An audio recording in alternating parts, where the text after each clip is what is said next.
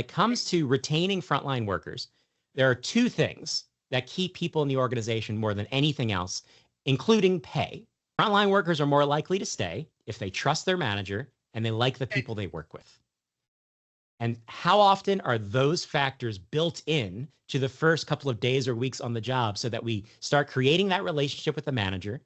The manager should be part of the conversation on the first day.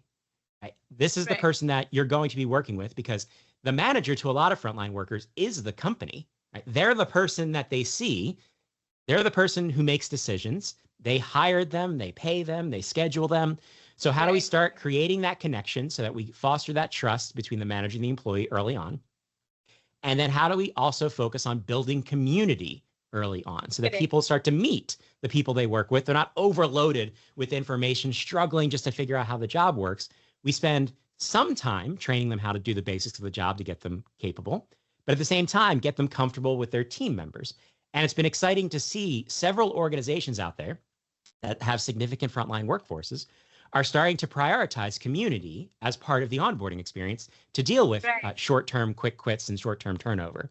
So when I go to frontline operations and I ask employees, especially people who've been there a long time, what keeps you here? Because there's another store over there that you could work there instead.